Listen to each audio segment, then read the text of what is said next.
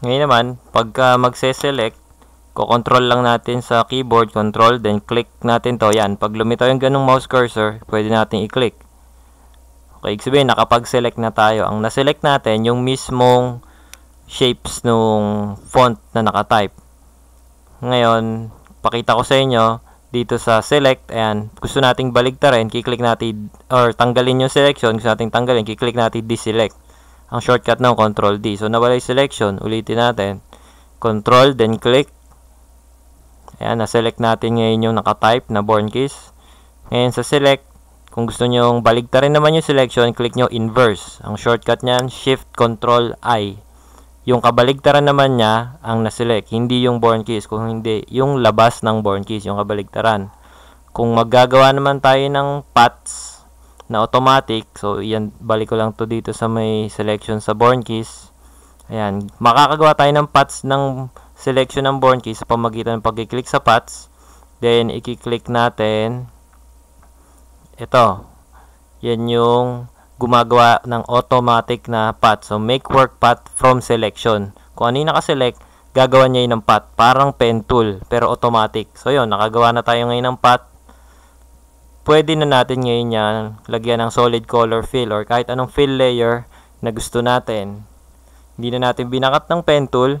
Selection lang ginamit natin. May create path agad tayo. At nakapagawa agad tayo ng bagong solid color layer. So, ayan. Hindi niya pinatungan or hindi niya binago yung nakatype. Bagong layer siya galing doon sa binakat natin na nakatype. Ayan. So, kung mapapansin nyo, dalawang layer siya. Yung isa, yun yung pinagbakatan, yun yung tinype natin. Yung isa naman, yun yung image na binakat lang natin. So, select ulit natin itong born keys, control click. Inverse ang gawin natin. So, select natin dito. Then, inverse. Ayan. Ang na-select natin ngayon, yung labas ng born keys, yung kabaligtaran niya.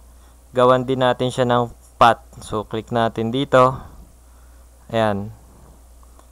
Meron na tayo ngayong path na mabubuo dyan sa labas ng born keys. Gawan din natin siya ng solid color na layer. So, ang mangyayari niyan, ang magkakaroon ng layer ngayon, yun namang labas ng born keys. So, kung mapansin nyo, ang nagkaroon ng kulay, yung labas ng born keys.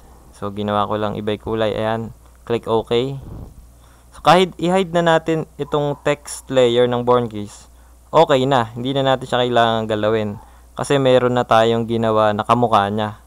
Gamit ang selection, tsaka ang create path. So, kamukha niya, hinide ko yung background. Makikita nyo ngayon.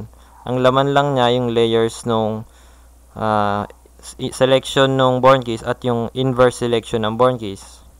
So, mapapansin nyo yan, pagtatabihin ko, binakat natin siya ng automatic, kaya saktong-sakto yan pagka itinapat.